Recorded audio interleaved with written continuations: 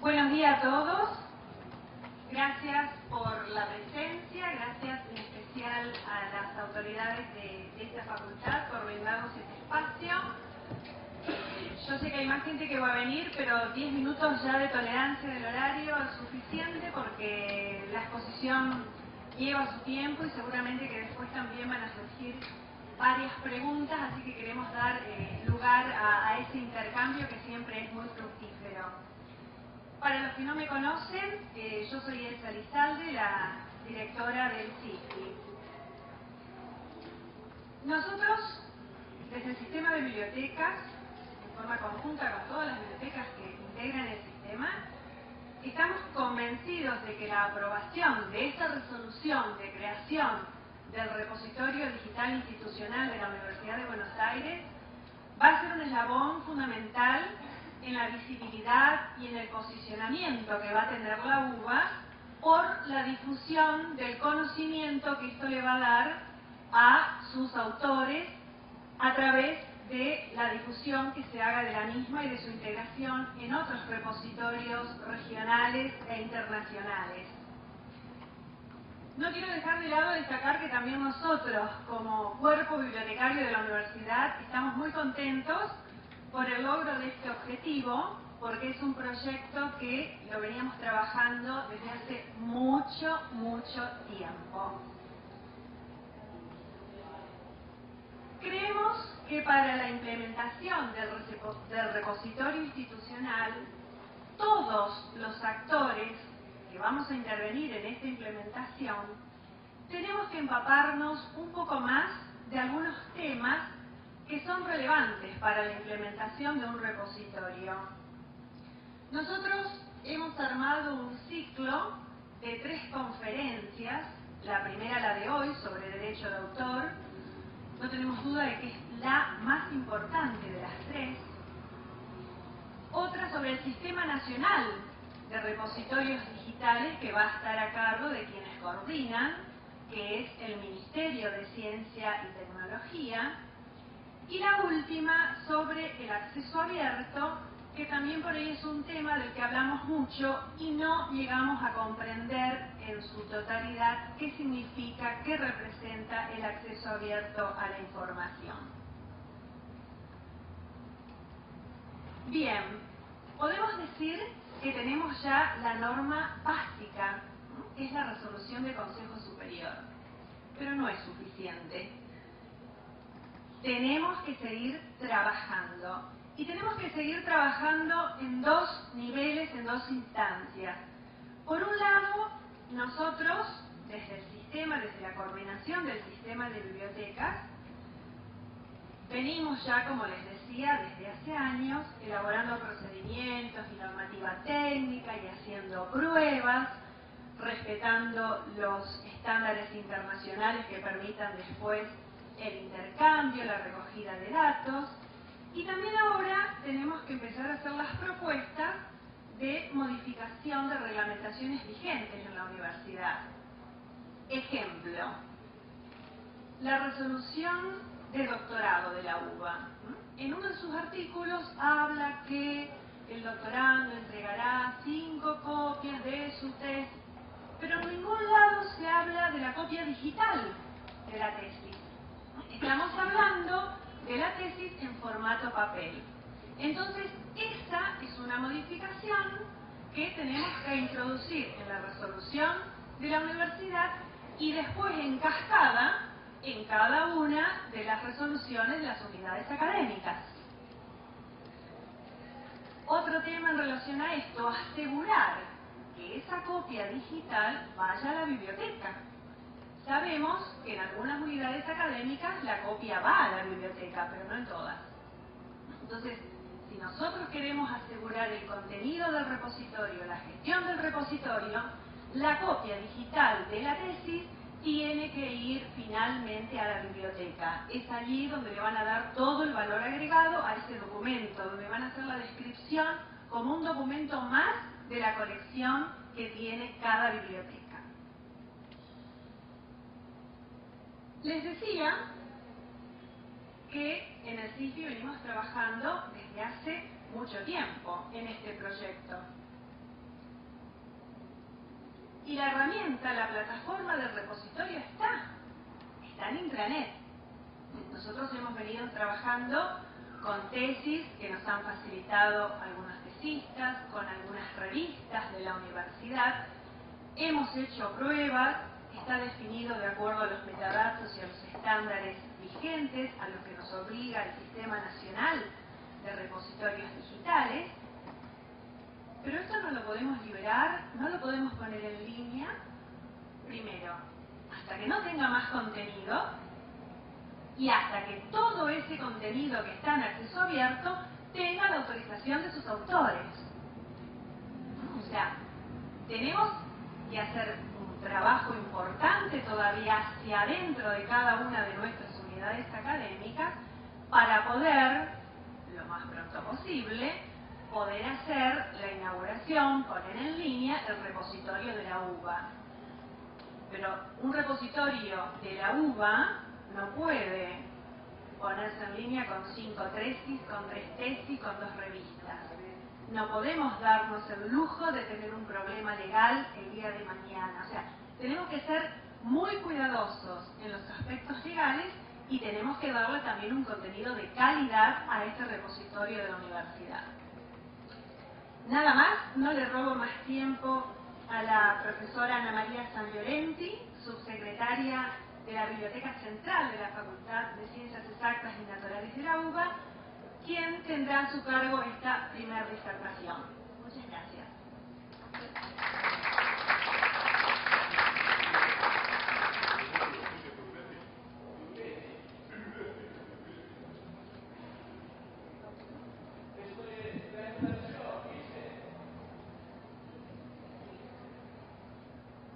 Hola.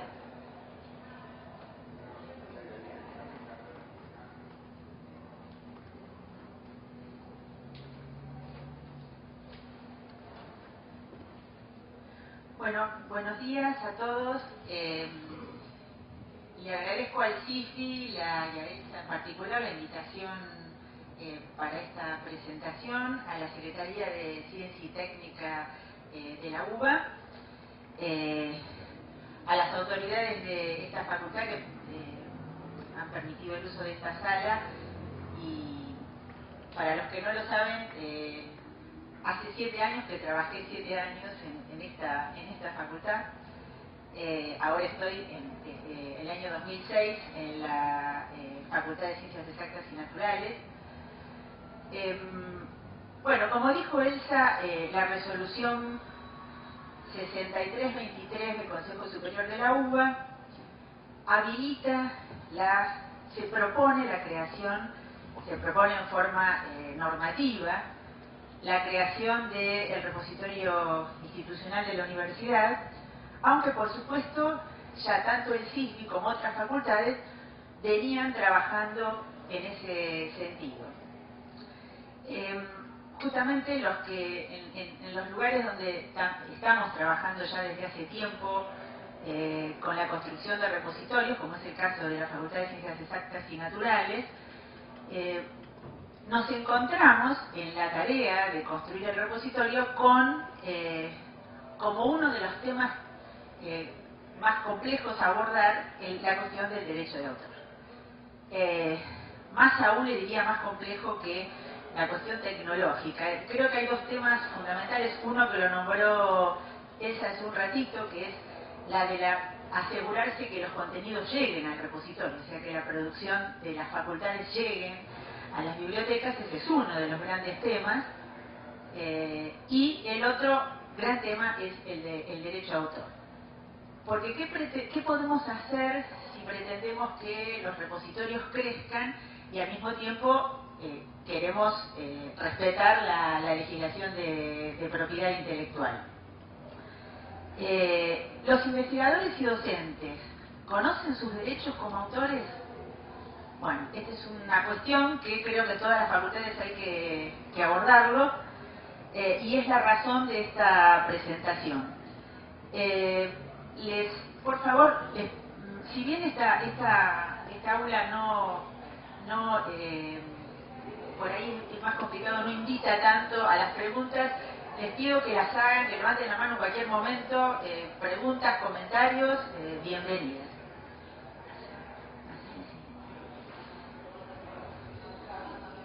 Justamente, ¿qué tiene que ver el derecho de autor con la universidad? Con la misión, con una de las misiones de la universidad. La universidad, como todas las instituciones de investigación y académicas, tiene como una de sus misiones principales la investigación y por lo tanto la producción de conocimiento. Ese proceso de investigación y creación de conocimiento finalmente se plasma en obras que son desde las tesis, los artículos, las ponencias y todas las formas, incluso los inventos patentables, todas las formas en que esos procesos creativos se expresan. Cuando se convierten en obras, entonces están sujetas a la protección de la legislación de propiedad intelectual en sus dos ramas principales, el derecho de autor y la propiedad industrial. La legislación y el concepto de propiedad intelectual significa que se establece un monopolio, se otorga un monopolio a autores, editores, para explotar una obra. Y además implica que nadie puede reproducir una obra y otras cosas sin autorización del autor y a veces también del editor. Esto que está fundamentado en que el derecho de los creadores a obtener un beneficio por su tarea, en algunas circunstancias que vamos a ver, puede también provocar barreras en el acceso en el derecho de acceso a la información. Entonces vamos a empezar por nociones básicas de lo que es la propiedad intelectual. La propiedad intelectual, como dije hace un ratito, tiene dos ramas. Por un lado, lo que se llama propiedad industrial y por otro lado el derecho de autor. La propiedad industrial protege tres tipos de obras. Las patentes, que como ustedes saben se concede un derecho exclusivo al inventor y los que quieren utilizar esa invención deben pagarle al titular de la patente. Protege las marcas, que son los signos que distinguen a productos y a servicios en el comercio y también en general en la comunicación, y los dibujos y modelos industriales, que es la parte de la apariencia de los productos industriales. Nosotros en esta presentación no nos vamos a referir a esta rama de la propiedad industrial, que es muy importante y que también tiene que ver con la universidad, pero nosotros nos vamos a restringir en este caso a las cuestiones de derecho de autor. El derecho de autor, según se expresa en nuestra legislación, protege las producciones científicas, literarias o artísticas. Esto abarca una enorme cantidad de tipos de obras. Todo lo que se ha escrito, y en ese sentido las tesis, los artículos, las ponencias, todo eso entra dentro de escritos, las obras dramáticas, las composiciones musicales, dibujo, pintura, escultura, los impresos, planos, mapas, el software y las bases de datos, los fonogramas, que son la música, digamos, de su expresión más común, los videogramas, las obras multimedia y las páginas web. Hay más cosas, simplemente esto es una lista para que ustedes tengan una idea de todo lo que esto abarca. El derecho de autor, entonces ahora nos centramos en el derecho de autor, pero no protege las ideas, sino que lo que protege es la expresión de esas ideas en obras. Y tiene dos aspectos. Un aspecto moral, que es el derecho del autor a la paternidad sobre la obra, a la integridad, al inédito, al anónimo o seudónimo y al retrato. Después vamos a volver sobre esto. Lo que me importa decir ahora es que esta parte, este aspecto de los derechos de autor, o sea, los derechos morales, duran para siempre. Aún desde la muerte del autor, el autor es el autor. Es inalienable, o sea, yo no los puedo transferir a nadie si soy autor, y no se puede renunciar. El otro aspecto, que es el aspecto patrimonial, es el derecho a reproducir la obra, a comunicarla, a transformarla y a la obtención de beneficios económicos por estas acciones. También es el derecho a autorizar que otros la exploten y participar en esa explotación. A diferencia del aspecto moral, los aspectos patrimoniales del derecho de autor sí tienen una duración en el tiempo determinada, no duran para siempre, son transferibles y son renunciables. Volvemos a los derechos morales. Dentro de los derechos morales está el derecho de un autor a divulgar la obra o no. O sea, el autor puede decidir divulgarla o mantenerla en reserva. Y también tiene el derecho a retirarla de circulación, en la medida que materialmente sea posible, o retractarse de lo que ha dicho. Por otro lado, respecto de la paternidad, un autor tiene el derecho a ser reconocido como tal, tiene derecho a divulgar una obra, pero mantenerse anónimo o usar un seudónimo. Y además tiene derecho a reclamar la autoría ante terceros cuando lo ve conveniente. Y el otro aspecto, que es el derecho a la integridad, es el de oponerse a cualquier modificación o mutilación de la obra. Estos son los derechos morales, que, como les dijimos antes, nacen con la creación de la obra misma y son independientes de su registro. Acá vamos a hacer una observación. ¿Qué quiere decir esto? En todos los países existen organismos en los cuales uno puede registrarse como autor de determinada obra. En nuestro caso es la Dirección Nacional de Derecho de Autor. Uno puede registrar la obra, pero aunque uno no registre la obra, la ley igual protege la autoría. O sea, no es necesario ¿por qué es conveniente? Porque frente a una situación de litigio, bueno, tenemos una prueba registrada en un organismo público de que la obra tal fue creada por fulano de tal. Pero aunque no estuviera registrada, la ley de todas maneras protege al autor. Y como les dije ya, este aspecto de los derechos morales duran para siempre, no se pueden transferir, son inalienables y no se pueden renunciar. Ahora vamos a los derechos patrimoniales. Los derechos patrimoniales abarcan distintas acciones que pueden hacerse con las obras.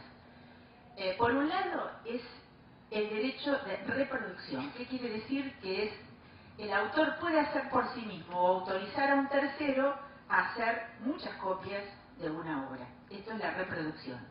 El derecho de distribución es todas estas cosas pueden hacerlas el autor o puede transferirlas.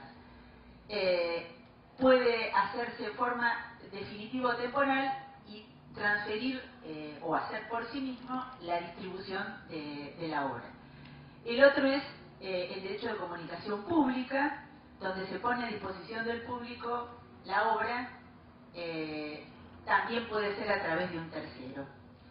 El derecho a transformación, acá en este punto entran las traducciones, las adaptaciones, típico caso de las obras dramáticas o literarias, que generan una nueva obra. Y el derecho de participación, que es el derecho del autor a percibir un porcentaje por el precio, por lo que se obtiene en la explotación de la obra. En la jurisprudencia, el hecho de poner algo en la web a veces está visto como un fenómeno de comunicación pública y a veces como reproducción, o sea, depende, no está claro, la figura de poner algo en la web se considera una publicación, pero a veces también se considera comunicación. Esto, digamos, no está establecido por legislación, depende de la jurisprudencia, puede concebirse de una manera o de la otra. Esto sí nos importa a nosotros porque nosotros en los repositorios lo que hacemos es poner a disposición del público a través de la web las obras que se producen en la institución. Esto nos lleva, digamos, hablamos de aquella parte del derecho de autor que es intransferible y la otra que es transferible, o sea, los derechos patrimoniales son transferibles a terceros. Entonces esto origina dos tipos de titulares del derecho de autor. Ustedes en la legislación, en muchas normativas, se van a encontrar con que no se habla de los autores, se habla de los titulares del derecho de autor. Hay titulares originarios y titulares derivados, y que tienen que ver justamente con los derechos morales y los derechos patrimoniales. Los titulares originarios son los autores y coautores de una obra. Y también son los que la transforman, los traductores, los adaptadores, digamos, eso genera una nueva obra. Y estas personas que transforman la obra, por supuesto para lo cual tienen que contar con la autorización del autor original, se crea una nueva obra y sobre esa obra ellos son los titulares originarios. Por otra parte están los titulares derivados, que son los herederos de un autor, luego que éste fallece, y lo que se llaman los derechohabientes, que son aquellas personas a las que el autor original le cedió total o parcialmente los derechos patrimoniales. Caso típico, los editores, digamos, que han recibido una cesión de derechos por parte de los autores originarios. Y también tenemos las personas físicas o jurídicas cuyos empleados, contratados, elaboran un software si lo hubieran producido en el desempeño de sus funciones laborales. Este es uno de los pocos casos en los que se reconoce la titularidad del empleador, en el caso del software, no en otros casos.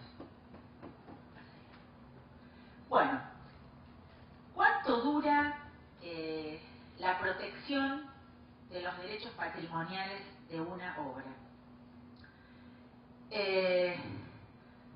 Para los autores, como dijimos, es toda la vida del autor. Ellos tienen derecho a recibir los beneficios económicos de la explotación de sus obras. Para los herederos o derechohabientes, acuérdense que era después del fallecimiento del autor, del autor, y en el caso de los editores, son 70 años contados a partir del 1 de enero del año siguiente de la muerte del autor. Esto está en nuestra legislación.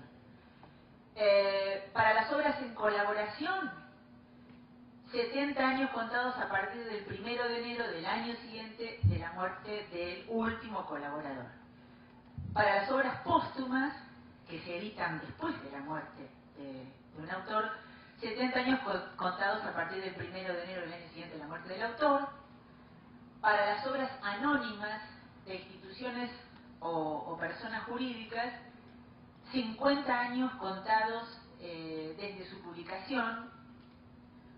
Para las fotos, 25 años después de su realización, de su toma. Para las obras cinematográficas, para los autores y colaboradores es igual que las obras escritas, y a los herederos 50 años después del fallecimiento del último colaborador del film. Para las fijaciones de fonogramas, o sea, los audios, y sus productores, 70 años contados a partir del 1 de enero del año siguiente al de su publicación. Y para los organismos de radiodifusión, hasta 20 años a partir del final del año en que se difundió, se emitió la emisión de radio. Estos son los plazos de protección que establece nuestra legislación. ¿Qué ocurre cuando se terminan esos plazos?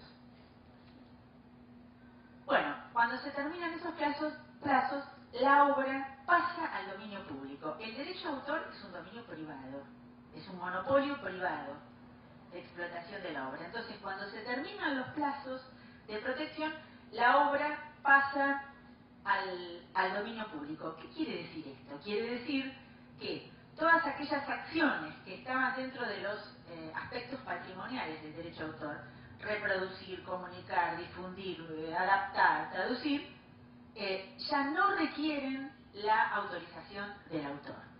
Esto quiere decir que algo pasa al dominio público. En nuestro país, el dominio público tiene una característica extraña, digamos. Es que el dominio público es uno de los pocos países donde hay que pagar. En muchos países no es así, en el nuestro sí. Cuando nosotros queremos, supongamos que ustedes quieren hacer una nueva edición de El Quijote. Entonces, para hacer esa edición, ustedes no tienen que pedir la autorización a Cervantes, pero sí hay que pagar un gravamen al Fondo Nacional de las Artes. Esto es una característica de nuestro país y de la legislación nuestra de propiedad intelectual. Bueno, ¿cuál es la legislación internacional de propiedad intelectual? Les comento que en la propiedad intelectual son fundamentales los tratados internacionales. ¿Por qué? Porque los países, sobre todo aquellos países que exportan material, contenidos, que tienen gran producción editorial, etcétera, quisieron proteger sus intereses y que en los demás países el derecho de autor estuviera protegido de la misma manera que en los propios. Entonces así surgió en el siglo XIX la necesidad de los tratados internacionales de derecho de autor y de propiedad intelectual. El primer convenio internacional fue el convenio de Berna, que se hizo en 1896, y digamos, ahí tienen ustedes los años 1908, 14, 28, 48, 67 y 71 que fue revisado. ¿Qué hace? ¿Cuál es el objetivo primero de estos convenios internacionales? Armonizar las legislaciones de los países, de modo de fijar un piso mínimo de protección sobre el cual los países pueden proteger más. Pero bueno, dicen, bueno, todos un mínimo de tanto, que en este caso les comento que son 50 años. Nosotros tenemos 20 años más de lo que establecen los tratados internacionales. Este convenio incluye algo que es muy importante mencionar, que es cuándo hay excepciones para el cumplimiento de pedirle autorización al autor para reproducir una obra. El mismo derecho, el mismo convenio, establece criterios para que en determinadas ocasiones no sea necesario pedirle autorización a los autores o a los titulares de los derechos. Y establece lo que se llama la regla de los 3 pasos, que se puede reproducir una obra sin autorización del titular cuando se trata de un caso muy especial. Cuando además no se afecte la explotación normal de la obra, ni se afecten los intereses legítimos de los autores. Esto es lo que se llama la doctrina del fair use o del uso honrado, que es la excepción más conocida del copyright. El copyright es el derecho de autor en el mundo anglosajón, que está más centrada en los aspectos patrimoniales que en los aspectos morales.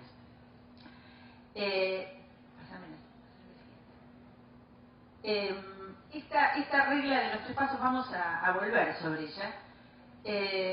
Luego, el siguiente tratado internacional fue la Convención de Roma del 61, que incorporó un nuevo concepto que es la protección de los artistas e intérpretes o ejecutantes, los productores de fonogramas y los organismos de radiodifusión.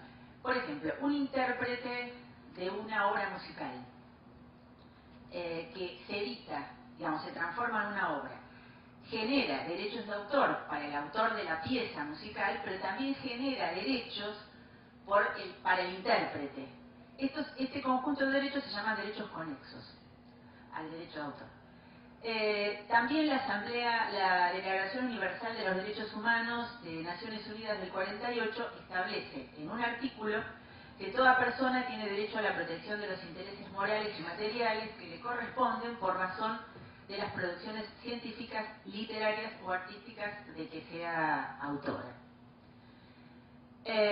Luego, en la década del 90, la Organización Mundial de Comercio tomó el tema de derecho de autor y la propiedad intelectual en relación específicamente con el comercio. Y allí aparece el acuerdo sobre los aspectos de los derechos de propiedad intelectual relacionados con el comercio. Toma prácticamente todas las cosas del convenio de Berna, pero añade disposiciones referidas a programas informáticos y a bases de datos, a derechos de arrendamiento y a cómo deben solucionarse, cómo deben cumplirse y solucionarse las controversias internacionales respecto de la propiedad intelectual.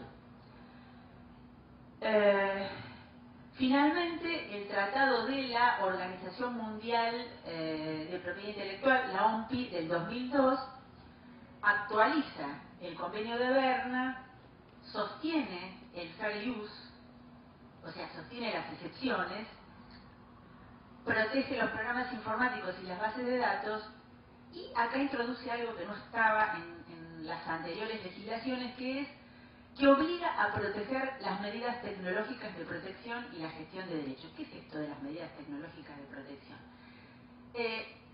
Todos nosotros nos hemos encontrado, nos hemos topado con alguna de ellas, como por ejemplo cuando adquirimos un CD o un DVD y si no tenemos una clave no podemos utilizarlo. O cuando tenemos que poner un dispositivo tecnológico que nos permita reproducir algo. Estas son formas, caminos tecnológicos de obstaculizar la reproducción no autorizada de las obras. Este tratado de la OMPI reconoce la existencia de estas medidas tecnológicas, pero obliga a los países que lo firman a que incluyan en sus legislaciones la protección de esas obras y a que constituyan como delitos aquellos que violan desde el software, desde que intentan violar esto. Esto que parece, por un lado uno puede pensar, está bien, sí. Ahora, ¿qué pasa cuando en una biblioteca, por ejemplo, que se ha adquirido una colección de obras en DVD, y esto se va volviendo obsoleto, porque ustedes saben que con el tiempo los formatos se vuelven obsoletos y los tenemos que migrar a versiones anteriores? ¿Qué pasa si nosotros tenemos una medida tecnológica de protección con esos CD y hacemos que alguien la rompa, la quiebre para nosotros salvar el contenido que ya hemos pagado? Bueno, en ese caso los bibliotecarios estaríamos cometiendo un delito, de acuerdo con esto. ¿No? Esto es, digamos, por eso lo indico, ¿no? Bueno, en el país, la legislación nacional, primero la Constitución Argentina, en el artículo 17 dice: todo autor o inventor es propietario exclusivo de su obra, invento o descubrimiento, por el término que le acuerde la ley. Y tenemos la ley de propiedad intelectual, la 11723, que está promulgada en el año 1933.